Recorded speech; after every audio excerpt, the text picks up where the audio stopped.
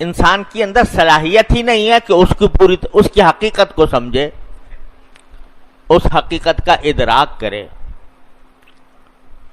مثلا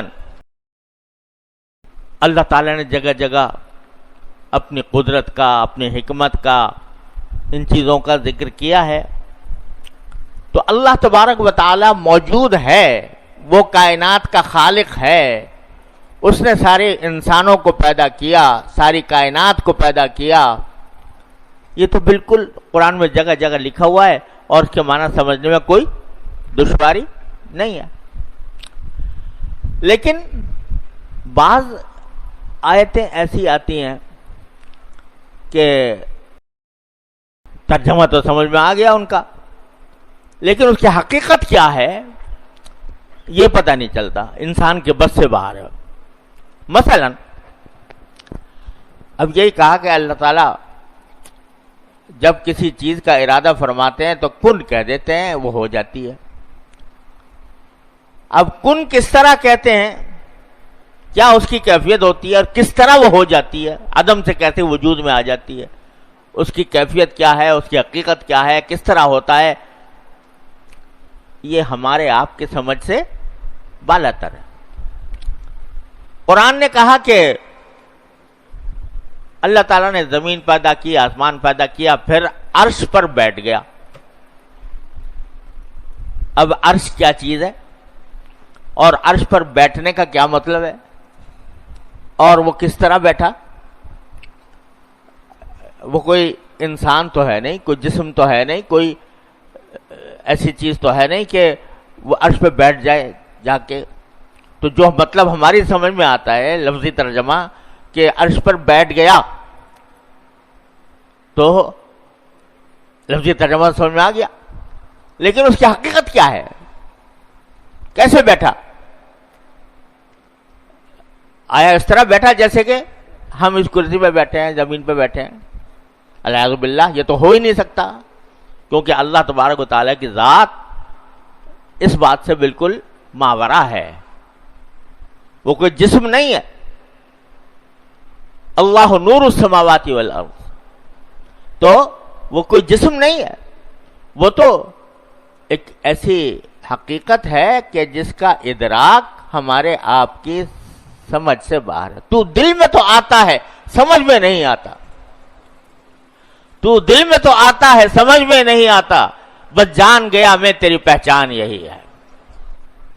تو آپ ہر قدم پر انسان کا دل گواہی دیتا ہے کہ میرا مالک ہے کوئی، میرا خدا ہے کوئی۔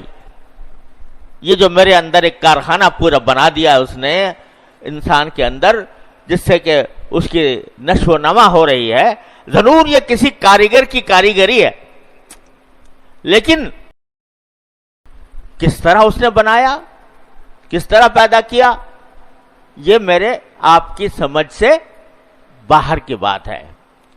تو دل میں تو آتا ہے، سمجھ میں نہیں آتا کہ کس طرح تو نے یہ کام کیا۔ تو ایسی کچھ آیتیں ہیں جن کو متشابہات کہا جاتا ہے کہ ان کی حقیقت یہ جو میں نے کہا کہ عرش پر بیٹھا، تو عرش پر بیٹھنا کیا مطلب ہے، کس طرح بیٹھا، کیا اس کی حقیقت ہے، اس میں اس کو کہیں گے کہ یہ متشابہات میں سے ہے۔ ارے بھائی اس چکر میں نہ پڑو کہ وہ کس طرح بیٹھا کس طرح نہیں بیٹھا، اس کی حقیقت کیا ہے، تمہاری عقل محدود ہے، وہ اس کا تصور کرنے سے عاجز ہے۔ لیکن قرآن کہتا ہے اسی دعا سے پہلے کہ وَأَمَّا الَّذِينَ فِي قُلُوبِهِمْ زَيْغٌ فَيَتَّبِعُونَ مَا تَشَابَهَ مِنْهُ ابْتِغَاءَ الْفِتْنَةِ وَابْتِغَاءَ تَأْوِيلِهِ۔ ہم نے دو قسم کی آیتیں نازل کی ہیں، متشابہات بھی ہیں، تو جو جن لوگوں کے دلوں میں کجی ہے نا، وہ محکمات کو تو کی طرف تو کوئی خاص توجہ نہیں دیتے، جو بالکل صاف صاف سیدھی سیدھی باتیں قرآن کریم کے اندر ہی آئی ہیں، جو احکام آئے ہیں کہ بھئی یہ کرو یا نہ کرو، یہ حلال ہے یا حرام ہے، سیدھی سیدھی بات ہے، اس کے اوپر عمل تو کرتے نہیں اور اس کی طرف فکر نہیں کرتے۔ اور جو یہ متشابہات ہیں جو ہماری عقل سے ماورا ہیں، سمجھ سے ماورا ہیں، ان کے پیچھے لگ جاتے ہیں، اس پہ بحثیں کرتے ہیں، اس میں بھئی استواء العرش جو ہے وہ حقیقی معنی مراد ہے یا مجازی مراد ہے، اور حقیقی معنی ہے تو کیا ہے، اس کی حقیقت کیا ہے، اس کی کنہ کیا ہے، اس میں پڑ جاتے ہیں۔ اللہ بچائے۔ تو قرآن کہتا ہے کہ یہ لوگ اس قسم کی چیزوں میں پڑے رہتے ہیں، وہ دل میں ان کے کجی ہے۔ فی قلوبہم زیغ فیتبعون ما تشابہ منہ ابتغاء الفتنۃ وابتغاء تاویلہ، اس کا نتیجہ یہ کہ فتنہ پیدا کرتے ہیں، فتنہ پیدا کرتے ہیں۔ ایسی باتیں جن کے اوپر ایمان کا کوئی دار و مدار نہیں، نہ ان کی حقیقت معلوم ہونا ہمارے لیے کوئی ضروری ہے نہ ممکن ہے، اس کے پیچھے کیوں پڑتے ہو؟ تو قرآن یہ کہتا ہے کہ وَأَمَّا الَّذِينَ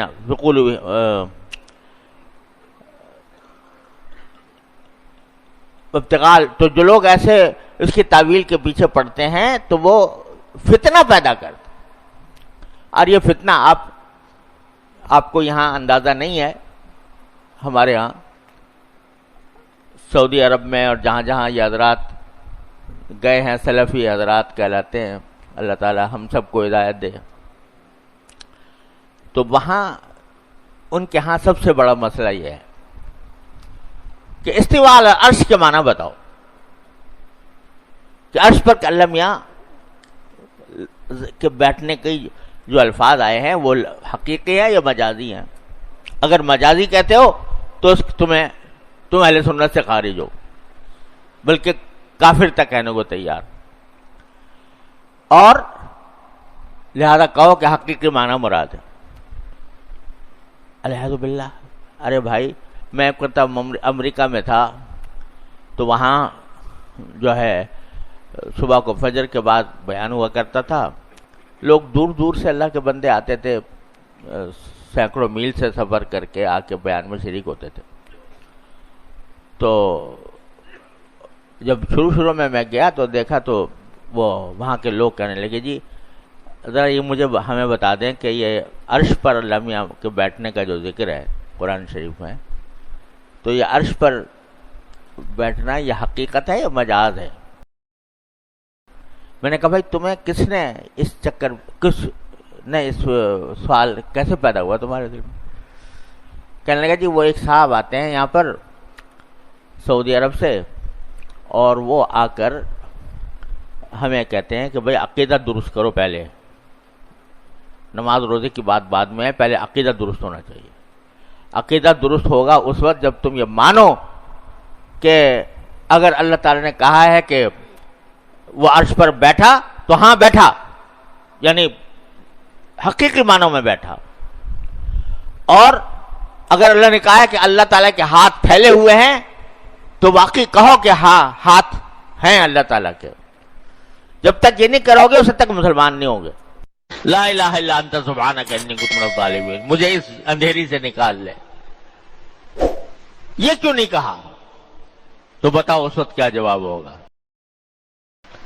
لہذا ہمارے حضرت فرمایا کرتے تھے، اللہ تعالیٰ ان کے درجات بلند فرمائے، کہ یہ کام اگر ہر مومن روزانہ کر لے، کیا کر لے؟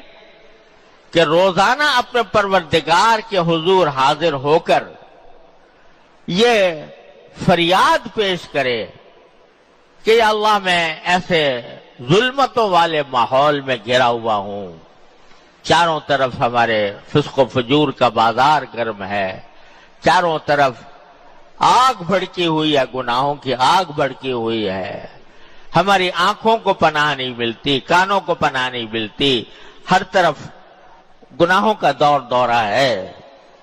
اے اللہ میں اس میں مجبور ہو رہا ہوں، اپنے رحمت سے مجھے اس دلدل سے نکال لے، اس اندھیروں کی اس دلدل سے نکال لے۔ روز یہ دعا مانگو اللہ تعالیٰ سے، صبح کو بھی مانگو، شام کو بھی مانگو۔ حضرت فرماتے تھے کہ صبح کو جب فجر کی نماز پڑھ کے فارغ ہو تو جو ادعیہ معصورہ ہیں اور جو اذکار معصورہ ہیں وہ کرنے کے بعد ایک مرتبہ کہو کہ ان صلاتی و نسکی و محیایا و مماتی للہ رب العالمین. یہ کہہ لو اللہ جو آج میں کام کروں گا وہ چاہے نماز ہو، چاہے عبادت ہو، چاہے میری زندگی کے کام ہو، چاہے میرے موت کے کام ہو، سب اللہ آپ کے لیے ہوں گے، رب العالمین کے لیے. اور پھر اسی وقت مانگ بھی لو دعا، یا اللہ میں کہہ تو رہا ہوں ان صلاتی و نسکی و محیایا و مماتی للہ رب العالمین، لیکن میں خود سے اس پر عمل کرنے پر قدرت نہیں رکھتا جب تک کہ آپ کی توفیق شامل نہ ہو. لہذا کہہ دو یا اللہ مجھے اس کے اوپر عمل کی توفیق بھی عطا فرما. یا اللہ آج کی زندگی میں جب باہر نکلوں گا، زندگی کا کارزار میں داخل ہوں گا، زندگی کے معرکے میں داخل ہوں گا، تو وہاں نہ جانے کیا حالات پیش آئیں، کہاں میں بھٹک جاؤں، کہاں میں بہک جاؤں. تو اے اللہ اپنے رحمت سے مجھے، اپنے فضل و کرم سے مجھے نجات عطا فرمائیے گا ان اندھیریوں سے. صبح کو یہ دعا مانگ لو روزانہ. ابھی میں نے کہا نا، کوئی یہ سمجھو کہ میں نے آج یہ دعا کی تھی اور آج ہی ایک دن میں انقلاب آ جائے، ایسا اللہ تعالیٰ کی مشیت ہوتی ہے، اسی کے مطابق کام ہوتا ہے. 3 دن مانگی دعا مچھلی کے پیٹ میں، تب جا کے وہ باہر آئے. تو تم یہ سمجھو کہ آج میں نے ایک کام شروع کر دیا، بس فوراً میں بالکل متقی پرہیزگار بن جاؤں گا. یہ ضروری نہیں ہے. اللہ کی رحمت ہے، ہو سکتا ہے اللہ تعالیٰ ایک ہی لمحے میں زندگی بدل دے. بہت سے لوگوں کے لیے کے ساتھ ایسا بھی پیش آیا ہے کہ ایک ہی لمحے میں زندگی بدل گئی. لیکن مانگو اور مانگتے رہو، روز مانگو اللہ تعالیٰ سے، تو اللہ تبارک و تعالیٰ انشاءاللہ کچھ دن عمل کرو گے، 40 دن عمل کرو گے تو اللہ تبارک و تعالیٰ کی رحمت سے انشاءاللہ یہ دعا رد نہیں ہوگی، یہ دعا رد نہیں ہو سکتی. دیکھو اور دعائیں جو ہم مانگتے ہیں نا، جیسے یہ مانگتے ہیں کہ یا اللہ مجھے صحت دے دے، یہ دعا مانگتے ہیں یا اللہ مجھے مال دولت دے دے، یہ دعا مانگتے ہیں کہ میرا اچھا کاروبار ہو جائے، یہ دعا مانگتے ہیں کہ مجھے کوئی اچھا مکان مل جائے وغیرہ. تو ان سب دعاؤں میں یہ احتمال ہے کہ ہم تو مانگ رہے ہیں کہ اس کو، لیکن اللہ تعالیٰ ہی بہتر جانتے ہیں کہ یہ میرے لیے بہتر ہے کہ نہیں. میں مانگ رہا ہوں مجھے اچھا مکان دے دے، اللہ تعالیٰ ہی بہتر جانتے ہیں اس کو مکان ملے گا تو بہتر ہوگا، اس کے لیے نہیں ہوگا. مکان میں ملنے کے بعد یہ فرعون تو نہیں بن جائے گا. تو بعض اوقات اللہ تعالیٰ وہ نہیں دیتے، اسے اچھی چیز دے دیتے ہیں. ان کی حکمت اور مصلحت کے مطابق وہ دعا کو پورا کرتے ہیں. لیکن جب کوئی بندہ دین مانگے اور صلاح مانگے، تقوی مانگے، اتباع سنت مانگے اللہ تعالیٰ سے، تو اتباع سنت جب مانگے گا اور دین مانگے گا تو یہاں تو یہ احتمال نہیں ہے کہ اس کے سوا کوئی اور چیز بہتر ہو، اتباع سنت سے بہتر کوئی اور چیز ہو. اللہ میاں اتباع سنت نہ دے، کچھ اور دے دے جو اس سے بہتر ہے، ایسا ممکن ہے؟ لہذا یہ دعا ضرور قبول ہوگی،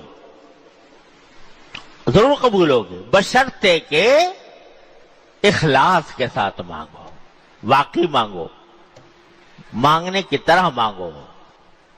کیا کہ تھوڑی سی کوشش کا قدم بھی بڑھاؤ.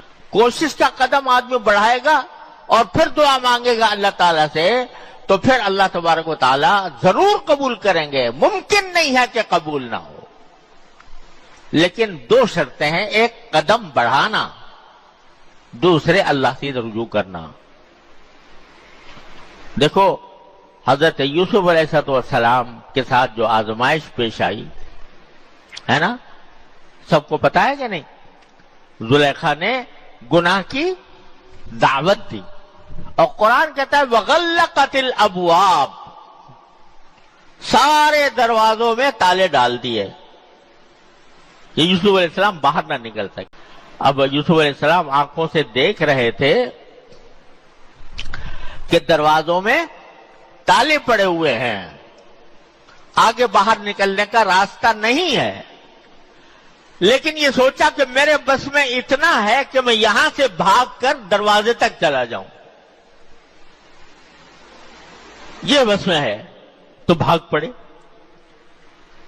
جب اس نے دعوت دی گناہ کی تو ایسا نہیں ہے کہ وہیں کھڑے کھڑے دعا مانگ لی ہو اللہ میاں سے بچنے کی، بلکہ جہاں تک بس میں تھا وہاں تک دوڑے، جب دوڑے اپنا کام کر لیا، دوڑ کر مانگا اللہ میاں سے یا اللہ مجھے اس مصیبت سے، اس آزمائش سے نجات دے دیجئے۔